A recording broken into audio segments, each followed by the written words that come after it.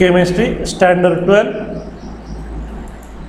We are discussing chapter number 8, Transition and Inner Transition Elements, part 8. Magnetic moments of ions of first transition series elements, values in Bohr magneton Bm. बघा, first transition सिरीजचे आपण magnetic moment बघितलं. जेवढे unpaired electron जास्त तेवढे त्यांची spin only magnetic moment जास्त असते. आपण त्याचा फॉर्म्युला सुद्धा बघितला, under square root n into n-2, where n is the number of unpaired electrons. आता आपल्याला आयन त्याच्याकडे किती अनपेअर्ड इलेक्ट्रॉन असतात आणि म्हणून त्याची मॅग्नेटिक मोमेंट किती असते कॅल्क्युलेट केलेली त्या फॉर्म्युल्यावरून, आणि एक्सपेरिमेंटल व्हॅल्यू किती असते ते कळतं. स्कॅन्डियम 3+, आपल्याला माहिती आहे स्कॅन्डियमचा नंबर आहे 21, आणि 3+चा अर्थ त्याच्यातले 3 इलेक्ट्रॉन गेले. म्हणजेच स्कॅन्डियममध्ये आर्गॉन असतो, त्याच्याकडे इलेक्ट्रॉन असतात 18. 21 मधले 18 गेले, राहिले 3. 3+ म्हणजे ते 3च्या 3 गेले. म्हणजेच 3D मध्ये कुठलाही इलेक्ट्रॉन नाही, म्हणजेच 3D 0 आहे. म्हणजेच त्याच्याकडं डी मध्ये 0 इलेक्ट्रॉन असतात, म्हणून अनपेअर्ड इलेक्ट्रॉन असण्याचा प्रश्नच नाही. म्हणून त्याची मॅग्नेटिक मोमेंट 0, आणि प्रयोगाद्वारे त्याची दिसून आलेली मॅग्नेटिक मोमेंट सुद्धा 0च होती. आता टी आहे 3+, त्याचं कॉन्फिगरेशन असतं आर्गॉन, म्हणजे 18 गेले, 22 मधनं 18 गेले, राहिले 4. 3+ म्हणजे 3 इलेक्ट्रॉन गेले, 4 मधनं 3 गेले, म्हणजे राहिला 1. म्हणजेच 3D मध्ये 1 इलेक्ट्रॉन असणार, म्हणून 3D1 तो 1च्या 1 इलेक्ट्रॉन अनपेअर्ड असणार. मग 1 इलेक्ट्रॉनचं फॉर्म्युल्यानुसार काय होतं, अंडर स्क्वेअर रूट 1 इंटू एनची किंमत 1 आहे, n-2, म्हणजेच 1-2. बघा, अंडर रूट n इंटू आपला जो फॉर्म्युला होता त्या फॉर्म्युल्यानुसार आपला जो मॅग्नेटिक मोमेंट काढण्याचा फॉर्म्युला होता square root of n into n+2. मग ह्याच्याकडं 1 अनपेअर्ड इलेक्ट्रॉन आहे, 1 अधिक 1 ब्रॅकेटमध्ये 1 अधिक 2, 2 आणि 1 3, 3 1 की 3, 3चं स्क्वेअर रूट आपल्याला माहीत असतं 1.73. म्हणजेच त्याची कॅल्क्युलेटेड मॅग्नेटिक मोमेंट आली 1.73 बोहर मॅग्नेटॉन. पण ज्यावेळेस प्रयोगाद्वारे मोजली 1.75. म्हणजेच जी काय आपण स्पिन ओनली फॉर्म्युल्यानं काढली मॅग्नेटिक मोमेंट तेवढीच व्हॅल्यू एक्सपेरिमेंटनं आली. थोडाफार फरक आहे, परंतु आपली लावलेलं लॉजिक की 3D सिरीजसाठी फक्त मॅग्नेटिक मोमेंट ही फक्त स्पिनमुळं असते ते बरोबर येतं. म्हणजेच आपण अनपेअर्ड इलेक्ट्रॉनवरनं त्याची मॅग्नेटिक मोमेंट काढू शकतो. बघा, व्हॅनेडियमचा नंबर आहे 23, त्याच्यात आर्गॉनचे 18 गेले, राहिले 5. 3+ चार्ज आहे, म्हणजे 3 गेले, 5 मधनं 3 गेले 2, म्हणजेच त्याच्या 3D मध्ये 2, म्हणजेच त्याच्याकडे अनपेअर्ड इलेक्ट्रॉन राहिले 2. मग 2 इंटू 2+2 म्हणजे यांची किंमत 2 झाली, म्हणजे स्क्वेअर रूटमध्ये 2 इंटू 2+2, 2+2 म्हणजे 4, 4 इंटू 2 8, 8चं स्क्वेअर रूट, 9चं स्क्वेअर रूट 3 असतं, म्हणजेच 8चं स्क्वेअर रूट हे 3च्या आसपास असणार, म्हणजेच 2.84. कारण ही CETला उपयोगी आहे, तुम्हाला मॅग्नेटिक मोमेंट कॅल्क्युलेट करायला लावतात, ऑप्शन देतात, म्हणून त्याची मॅग्नेटिक मोमेंट 2.84 आहे, आणि प्रत्यक्षात दिसून आलेली 2.76 आहे, म्हणजे जवळपास आहे. क्रोमियम 3+, क्रोमियमच्या 18 आर्गॉनचे गेले, क्रोमियमचा नंबर असतो 24, 18 आर्गॉनचे गेले म्हणजे राहिले 6. 6 मधनं 3+, म्हणजे 3 इलेक्ट्रॉन गेलेले आहेत, म्हणजे 6 मधनं 3 गेले, राहिले 3. म्हणजेच त्याचं कॉन्फिगरेशन आलं 3D3, म्हणजेच त्याच्याकडे 3 अनपेअर्ड इलेक्ट्रॉन आहेत. मग एनची किंमत आली 3, कंसात 3 अधिक 2, 3 अधिक 2 5, 5 त्रिक 15, 15चं स्क्वेअर रूट, 16चं स्क्वेअर रूट 4 असतं, मग 15चं स्क्वेअर रूट 4च्या आसपास, म्हणजेच 3.87. या पद्धतीनं 3.87 ज्यावेळेस 3 अनपेअर्ड इलेक्ट्रॉन असतात फॉर्म्युल्यानं मॅग्नेटिक मोमेंट येते, आणि ज्यावेळेस एक्सपेरिमेंटली त्याची व्हॅल्यू मोजली ती त्याच्या जवळपास आली 3.86. क्रोमियम 2+, क्रोमियमच परत आहे, मग त्याच्याकडे आहेत 24, पण 2+ आहे, इथं 3+ आहे, इथं 2+ आहे. 24 मधनं आर्गॉनचे गेले 18, राहिले 6, 6 मधनं 2 गेले, म्हणजे राहिले 4, म्हणजेच त्याचं कॉन्फिगरेशन आहे 3D4, म्हणजे त्याच्याकडे 4 अनपेअर्ड इलेक्ट्रॉन आहेत. मग 4 कंसात 4 अधिक 2, 4 आणि 2 6, 6 चौक 24, 25चं स्क्वेअर रूट 5 असतं, मग 24चं स्क्वेअर रूट 5च्या आसपास, म्हणजे 4.90. आणि ज्यावेळेस एक्सपेरिमेंट व्हॅल्यू मोजली आपण ती आली 4.80. मँगेनीज 2+, मँगेनीजचा नंबर आहे 25, 25 मधनं आर्गॉनचे 18 गेले, राहिले 7, 7 मधनं हे 2 प्लस म्हणजे 2 गेले, राहिले 5, 3d5, डी मध्ये 5 ऑर्बिटल असतात म्हणजे हे 5च्या 5 अनपेड राहणार. मग 5 अनपेड म्हणजे फॉर्म्युल्यात स्क्वेअर रूट मध्ये 5 गुणुले 5 अधिक 2, 5 अधिक 2 7, 7 5 35, 36चं स्क्वेअर रूट असतं 6, मग 35चं स्क्वेअर रूट 6च्या आसपास म्हणजे 5.92, मग 5.92 आणि प्रत्यक्षात मोजलेली आली 5.96. अशा पद्धतीनं तुम्ही किती अनपेड इलेक्ट्रॉन असल्यानंतर किती मॅग्नेटिक मोमेंट असते ते लक्षात ठेवावं लागतं. Fe2+, बघा त्याचा नंबर आहे 26. 26 मधनं 18 आर्गॉनचे गेले, राहिले 8, 2+ म्हणजे 8 मधनं 2 गेले 6, म्हणजेच त्याच्या डी मध्ये 6 इलेक्ट्रॉन आहे. मग अनपेड कसं काय 4? तर डी मध्ये असतात 5 ऑर्बिटल, पहिल्यांदा 5 सगळे अनपेड झाले, 6वा इलेक्ट्रॉन पेड झाला म्हणजे अनपेड राहिले 4. मग 4 अनपेडच्या वेळेस मॅग्नेटिक मोमेंट येते 4.90 फॉर्म्युला, आणि प्रत्यक्षात बघितल्यानंतर त्याची मॅग्नेटिक मोमेंट जास्त भरली 5.3 ते 5.5, म्हणजेच तरी पण ती जवळपासच आहे. म्हणजे स्पिन ओनली फॉर्म्युला जो आहे तो बऱ्यापैकी आपल्याला मॅग्नेटिक मोमेंट किती असेल ते सांगतो, पण फक्त 3D सिरीजच्या बाबतीत. कारण 4D सिरीजला स्पिनमुळं जशी मॅग्नेटिक मोमेंट असते तसे ऑर्बिटल अँग्युलर मोमेंटममुळं सुद्धा मॅग्नेटिक मोमेंट असते. म्हणजे हा जो फरक असतो तो स्पिन सोडून दुसरी जी मॅग्नेटिक मोमेंट असते त्यामुळेच येतो. कोबाल्ट 2+, कोबाल्टचा नंबर आहे 27, त्याच्यातले आर्गॉनचे गेले 18 म्हणजे राहिले 9, 9 मधनं हे 2+ म्हणजे 2 गेले 7, म्हणून त्याचं कॉन्फिगरेशन 3d7. मग 7 आले, 5 ऑर्बिटलमध्ये 7 कसे बसणार? पहिल्यांदा 5, 6वा आणि 7वा पेअर करणार, म्हणून पेअर केली 2 झाल्या पेअर, म्हणजेच राहिले अनपेड 3, आणि म्हणून अनपेड इलेक्ट्रॉन असतात 3. 3 अनपेड इलेक्ट्रॉन असले की फॉर्म्युल्याने येतं 3.87. प्रत्यक्षात ज्यावेळेस मोजली त्यावेळेस ती आली 4.4 ते 5.2. निकेलचा नंबर आहे 28. 28 मधनं आर्गॉनचे गेले 18, राहिले 10, 10 मधनं 2 गेले 8, म्हणजेच त्याच्याकडे 3D मध्ये 8 इलेक्ट्रॉन असतात. मग 5 ऑर्बिटलमध्ये 5 बसले, 6व्यानं पेअर केली, 7व्यानं पेअर केली, 8व्यानं पेअर केली, म्हणजे तिघांच्या पेअर झाल्या, म्हणजे अनपेड राहिले 2. म्हणजेच ज्यावेळेस 2 अनपेड इलेक्ट्रॉन असतात मॅग्नेटिक मोमेंट असते 2.84. प्रत्यक्षात मोजली त्यावेळेस ती 2.9 ते 3 किंवा कधी 4 दिसेल. Cu2+, कॉपर 2+, कॉपरचा नंबर आहे 29. 29 मधनं आर्गॉनचे गेले 18, राहिले 11, 11तनं 2 गेले 9, म्हणजेच त्याच्या 3D मध्ये 9 असतात. मग पहिल्यांदा 5 बसले, पुढचे 4 पेअर झाले, म्हणजे अनपेड इलेक्ट्रॉन 1, म्हणून 1.73. एक अनपेड इलेक्ट्रॉन असेल तर फॉर्म्युल्यानुसार 1.73 एवढी मॅग्नेटिक मोमेंट येते, आणि एक्सपेरिमेंटल व्हॅल्यू बघितली तर ती 1.8 ते 2.2 असते. Zn2+, Znचा नंबर आहे 30. 30 मधनं आर्गॉनचे 18 गेले, राहिले 12, 12तनं 2 गेले 10, म्हणजेच 3D मध्ये 10 इलेक्ट्रॉन असतात, म्हणजे सगळेच्या सगळे पेअर असतात. 5 ऑर्बिटलमध्ये 10, 5 दोन्ही 10, सगळेच्या सगळे पेअर असतात, म्हणजे अनपेड इलेक्ट्रॉन 0 असतो, म्हणून मॅग्नेटिक मोमेंट 0 असते, आणि एक्सपेरिमेंटली मोजलेली सुद्धा व्हॅल्यू 0 झाली.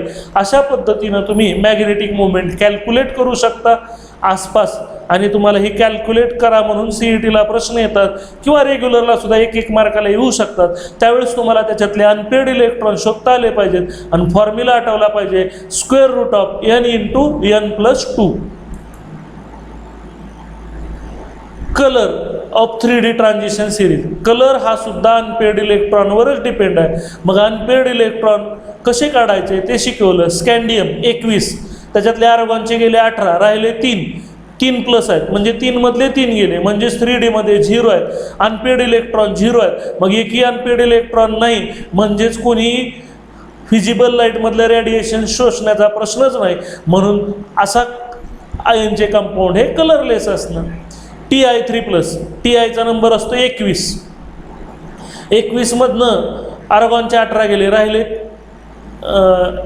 Tiचा नंबर असतो 22, आर्गॉनचे गेले 18, राहिले 4, 4 मधनं हे 3 प्लस म्हणजे 3 गेले, म्हणजे 3D मध्ये 1 इलेक्ट्रॉन आहे, म्हणजेच एक अनपेअर्ड इलेक्ट्रॉन असल्यामुळे त्याला कलर असणार, म्हणजेच तो असणार पर्पल. म्हणजेच 0 इलेक्ट्रॉन असले की ते कलरलेस असणार आणि 0 पेक्षा जास्त असले की ते कलर्ड असणार.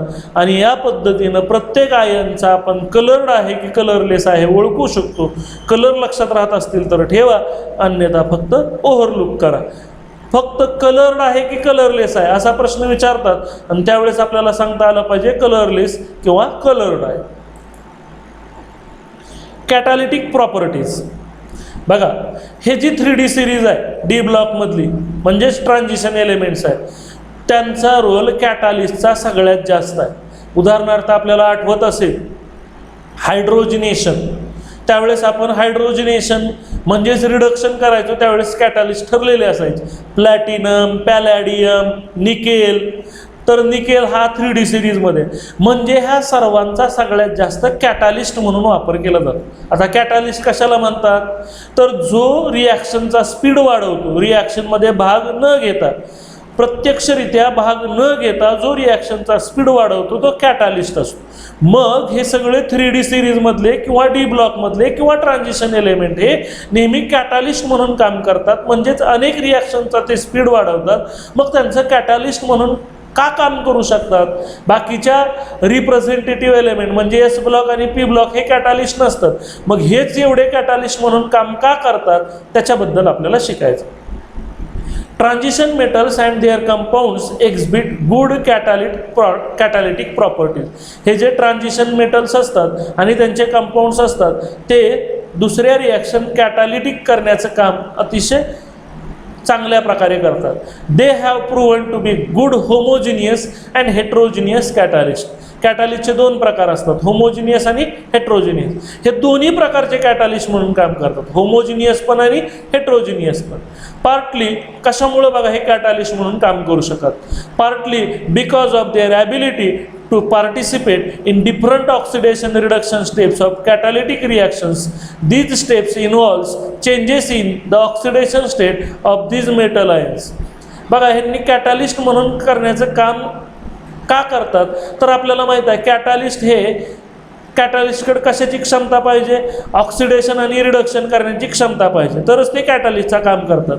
आणि ऑक्सिडेशन आणि रिडक्शनमध्ये त्याचे ऑक्सिडेशन स्टेट बदलली पाहिजे. आणि आपल्याला माहिती आहे ह्या ट्रान्झिशन एलिमेंटच्या ऑक्सिडेशन स्टेट ह्या बदलू शकतात, कारण त्यांना व्हेरिएबल ऑक्सिडेशन स्टेट असतात, म्हणून त्यांच्या ऑक्सिडेशन स्टेट सहजासहजी बदलू शकतात. आणि म्हणून हे ट्रान्झिशन एलिमेंट्स हे कॅटालिस्ट म्हणून काम करतात. म्हणजेच ते कॅटालिस्ट म्हणून काम करण्याचं सगळ्यात महत्त्वाचं कारण they have variable oxidation state. उदाहरणार्थ आपण मँगॅनीजला माहीत आहे +2 पासून +7 पर्यंत ऑक्सिडेशन स्टेट आहेत, म्हणजेच ते कुठल्याही ऑक्सिडेशन स्टेटमधनं कुठल्याही ऑक्सिडेशन स्टेटमध्ये जाऊ शकतात आणि ह्याच कारणामुळे ते कॅटालिस्ट म्हणून काम करतात.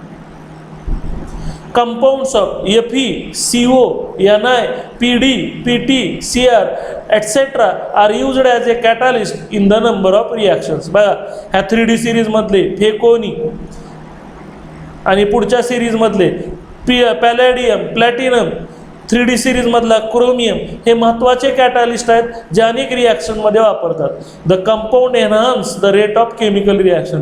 हे कॅटालिस्ट म्हणून काम करतात, म्हणजेच ते रिॲक्शनचा केमिकल रिॲक्शनचा वेग वाढवतात. एनहान्स करणे म्हणजे वाढवणे. In homogeneous catalysis reactions the metal ions participate by forming unstable intermediate. तर कॅटालिसिसचे 2 प्रकार असतात, होमोजिनियस आणि हेट्रोजिनियस. म्हणजे कॅटालिस्ट तिथं रिॲक्शनमध्ये भाग घेऊन परत वेगळा होतो, म्हणजे तो रिॲक्शन मिक्सचरमध्ये एकजीव होतो. अशा वेळेस ते मेटल आयन्स पार्टिसिपेट होतात आणि अनस्टेबल असे इंटरमिजिएट्स तयार करतात, नंतर प्रॉडक्ट तयार करतात आणि आपला कॅटालिस्ट आपल्याला जसाच्या तसा मिळतो. In heterogeneous catalyst reactions, on the other hand, the metal provides a surface for the reactants to react. जे हेट्रोजिनियस कॅटालिसिस आहे अशामध्ये ते आपला सरफेस रिॲक्शनसाठी देतात आणि रिॲक्शन फास्ट करतात. उदाहरणार्थ गॅसची रिॲक्शन फास्ट होत नसते, कारण गॅस लवकर मॉलिक्यूल सगळीकडे पसरत असतात. मग अशा वेळेस आपण बघितलं हायड्रोजन गॅसची रिॲक्शन करण्यासाठी आपण प्लॅटिनम मेटल वापरतो. मग त्या प्लॅटिनम मेटलवर ते हायड्रोजन गॅसचे मॉलिक्यूल ॲडसॉर्ब होतात आणि त्यामुळे रिॲक्शन फास्ट होते. म्हणजेच हेट्रोजिनियस कॅटालिसिसमध्ये असे कॅटालिस्ट आपला सरफेस त्या रिॲक्टंटला देतात आणि रिॲक्शन फास्ट करतात. ह्या 3D सिरीजमधल्या किंवा ट्रान्झिशन एलिमेंटच्या कॅटालिस्ट असणाऱ्या काही रिॲक्शन्स जे अतिशय महत्त्वाचे एक्झाम्पल आहेत. उदाहरणार्थ manganese dioxide MnO2 acts as a catalyst in a decomposition of KClO3. Potassium क्लोरेटचं डिकम्पोजिशन केल्यानंतर आपल्याला ऑक्सिजन गॅस हा महत्त्वाचा प्रॉडक्ट मिळतो. त्यावेळेस कॅटालिस्ट म्हणून MnO2 हा ट्रान्झिशन एलिमेंटचा कंपाऊंड वापरतात. Mn आपल्याला माहिती आहे ट्रान्झिशन एलिमेंट आहे आणि हे त्याचं कंपाऊंड आहे जे कॅटालिस्ट म्हणून वापरतात. म्हणजेच ऑक्सिजनच्या मॅन्युफॅक्चरमध्ये हा MnO2 महत्त्वाचा कॅटालिस्ट म्हणून यूज केला जातो. इन मॅन्युफॅक्चर ऑफ अमोनिया तयार करण्याची इंडस्ट्रीमधली पद्धत आहे हॅबर्स प्रोसेस, जे आपण शिकलोय 7 नंबरच्या चॅप्टरमध्ये. त्या हॅबर्स प्रोसेसमध्ये मॉलिब्डेनियम किंवा आयर्न हे कॅटालिस्ट म्हणून यूज केले जातात. हे दोघंही ट्रान्झिशन एलिमेंट आहे. तिसरं एक्झाम्पल ह्या ट्रान्झिशन एलिमेंटचं की जे महत्त्वाच्या रिॲक्शनमध्ये कॅटालिस्ट म्हणून वापरलेले आहे COTH अलॉय, कोबाल्टचा थोरियमचा जो अलॉय आहे तो Fischer Tropsch process in the synthesis of gasoline. Gasoline नावाचा एक महत्त्वाचा प्रॉडक्ट आहे इंडस्ट्रीमधला आणि तो तयार करण्याची पद्धत आहे फिशर ट्रॉप्स प्रोसेस. त्या प्रोसेसमध्ये हा कोबाल्टचा थोरियमचा हा COचा आणि THचा ॲलॉय वापरला जातो जो एक ट्रान्झिशन एलिमेंट आहे. फाईनली डिवायडेड निकेल, मी जे सांगितलेलं उदाहरण आपण 11वी पासून बघतोय ते उदाहरण, की जर आपल्याला हायड्रोजनेशन म्हणजे हायड्रोजन गॅसची रिॲक्शन करायची असेल तर हायड्रोजन गॅस लवकर रिॲक्ट होत नाही, तर त्यावेळेस आपण निकेल नाव नेहमी वापरतो किंवा प्लॅटिनम वापरतो किंवा पॅलॅडियम वापरतो किंवा रेनी निकेल वापरतो. बघा फाईनली डिवायडेड निकेल, हा nickel formed by the reduction of heated oxide in hydrogen is an extremely efficient catalyst in hydrogenation of ethene. आता इथं इथीन पाहिजे ETHENE to ethane at 140 degree Celsius. ज्यावेळेस ethene म्हणजे double बॉन्डवाला हा ethene CH2 double bond CH2, ज्यावेळेस त्याच्यात hydrogen add होतो, एक हायड्रोजन ह्याच्याकडे जातो एक हायड्रोजन ह्याच्याकडे जातो, त्यामुळे डबल बॉन्ड तुटतो आणि तयार होतं CH3 सिंगल बॉन्ड CH3. हा आहे अल्किन, हा आहे अल्केन, ह्याच्यात डबल बॉन्ड आहे म्हणून ह्याचं नाव होतं इथीन आणि ह्याचं नाव होतं इथेन. म्हणजेच इथं इथीन टू इथेन असं असायला पाहिजे होतं. म्हणून आपण इथं एच्या जागी ई लिहायचंय, ethene to ethane at 140 degree.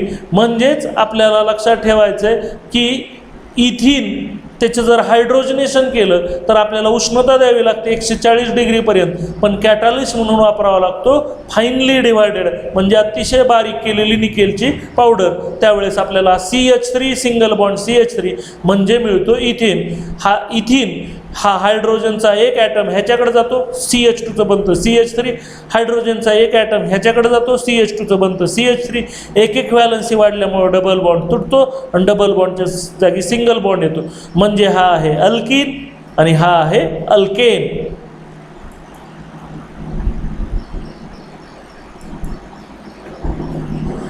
Commercially, hydrogenation with nickel is catalyst is used to convert inedible oils into solid fat or the production of margarine. आपण जो डालडा म्हणतो, इनएजिबल जे ऑइल्स आहेत त्याचं सॉलिड फॅटमध्ये रूपांतर करण्यासाठी हे तेलाचं काय करतात, हायड्रोजनेशन करतात. म्हणजे तेलाची हायड्रोजन बरोबर रिॲक्शन करतात आणि त्यावेळेस सुद्धा तेलापासून डालडा बनवताना किंवा मार्गारीन बनवताना निकेलच हाच कॅटालिस्ट म्हणून वापरला जातो. म्हणजेच मार्गारीनच्या किंवा वनस्पती घी, वनस्पती डालडा असं म्हणतो, सॉलिड फॅट ही तेलापासून डालडा बनवण्याची प्रोसेस आहे की ज्याच्यामध्ये तेलामध्ये डबल बॉन्ड असतो. तो डबल बॉन्ड तोडला जातो आणि सिंगल बॉन्ड केला की तो सॉलिड फॅट बनतो. म्हणजेच तिथं हायड्रोजन गॅस बरोबर रिॲक्शन केली जाते, त्याला हायड्रोजनेशन म्हणतात. त्या रिॲक्शनमध्ये सुद्धा कॅटालिस्ट म्हणून निकेलच वापरतात. बघा इन द कॉन्टॅक्ट प्रोसेस, 5वा यूज की जिथं ह्या ट्रान्झिशन एलिमेंटचा कॅटालिस्ट म्हणून उपयोग झाला. इन द कॉन्टॅक्ट प्रोसेस आपण ही बघितली होती 7व्या चॅप्टरमध्ये. Contact process of industrial production of sulphuric acid. Sulphuric ॲसिडचं प्रोडक्शन करताना कॉन्टॅक्ट प्रोसेस वापरतो आणि त्यावेळेस sulphur dioxide and oxygen from the air react reversibly over a solid catalyst of a platinised asbestos. त्यावेळेस आपण SO2 पासून SO3 मिळवत असतो. ह्या SO2 म्हणजे सल्फर डायऑक्साईडपासून सल्फर ट्रायऑक्साईड मिळवत असतो SO3 आणि ते मिळवण्यासाठी आपल्याला त्याचं ऑक्सिडेशन करावं लागतं. त्यावेळेस ऑक्सिजन गॅस आपण रिॲक्ट करतो, परंतु तो रिॲक्ट होण्यासाठी आपण प्लॅटिनाइज्ड ॲस्बेस्टॉस वापरतो, म्हणजेच प्लॅटिनम धातूचा वापर करतो. म्हणजेच प्लॅटिनम इथं कॅटालिस्ट म्हणून उपयोगला येतो. तो प्लॅटिनम एक ट्रान्झिशन एलिमेंट आहे. म्हणून कॉन्टॅक्ट प्रोसेस ज्याच्यामध्ये आपण H2SO4 मिळवतो त्याच्यामध्ये एक स्टेप अशी होती, SO2चं आपण SO3 मध्ये रूपांतर केलं होतं आणि मग ह्या SO3चं H2SO4 तयार करतात. तर SO2 मध्ये ऑक्सिजन गॅस, त्यावेळेस त्याचं ऑक्सिडेशन होऊन SO3 सल्फर ट्रायऑक्साईड तयार होतो. त्यासाठी कॅटालिस्ट म्हणून वापरतात प्लॅटिनाइज्ड ॲस्बेस्टॉस. म्हणजेच त्या प्लॅटिनम हा धातू महाग असतो म्हणून ॲस्बेस्टॉस मटेरियलची शीट वापरलेली असते आणि त्याच्यावर प्लॅटिनमची मुलामा लेप दिलेला असतो.